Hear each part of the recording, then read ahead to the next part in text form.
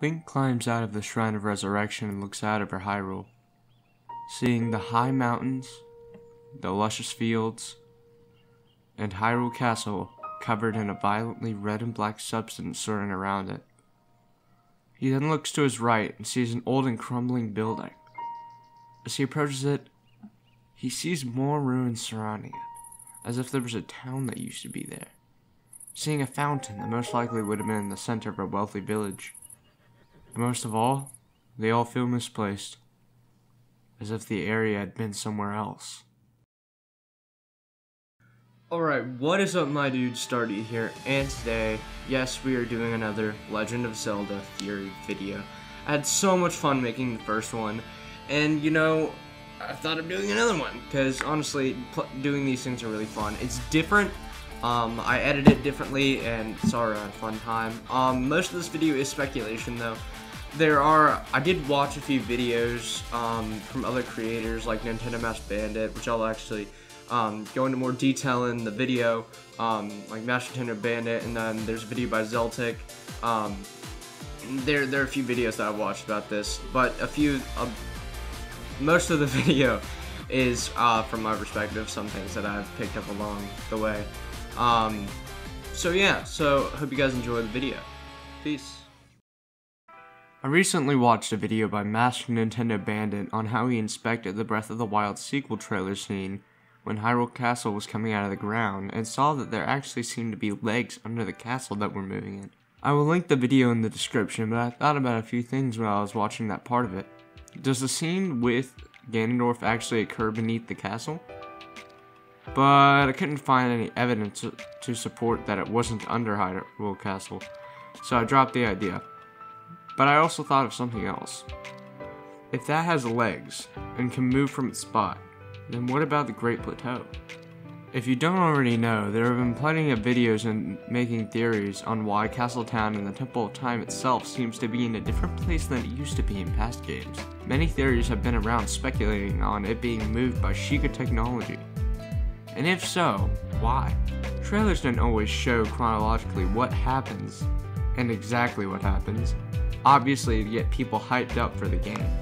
An example of this is in the Breath of the Wild trailer that showed the many memories out of order and made them appear as if they were in present day. What I'm wondering is if Hyrule Castle standing up and moving wasn't actually being caused by Ganondorf, who seems to be the obvious main antagonist of this game. What if the castle is being moved to try and move away from Ganondorf, as sort of a contingency plan?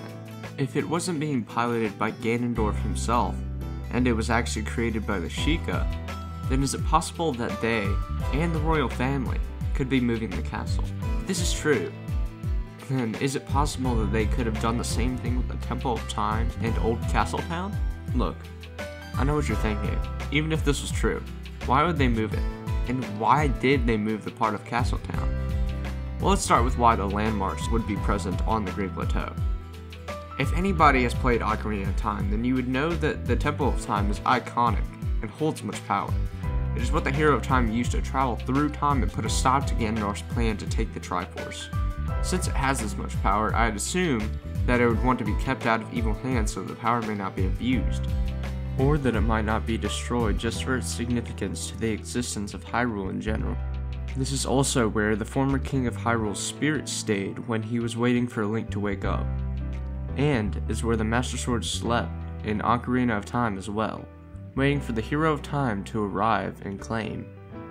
So what if the first time Calamity Ganon appeared, the royal family, with the help of the Sheikah, moved the Temple of Time to where the Great Plateau is now so that it wouldn't get destroyed if the Calamity were to resurface again? This would also make sense, seeing as though the Shrine of Resurrection and the Great Plateau Tower is present on the giant landmass, which are both constructions of the Sheikah. This also fits up with when all the towers were actually made in the first place, being right after the first Calamity attack 10,000 years prior. And the moving of this building would explain why the exterior of the Great Plateau is at such a greater altitude, as if it was actually a man-made piece of land.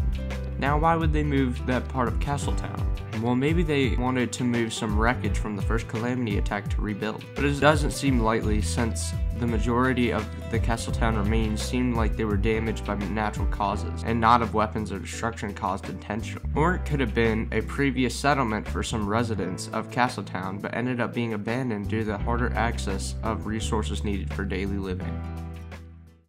Alright, thank you guys so much for watching that video. I did work pretty hard on that, so if you drop a like down below, that would be very, very helpful. And if you guys like this video, please subscribe, turn on notifications, and I'll see you guys next time. Peace. Bye.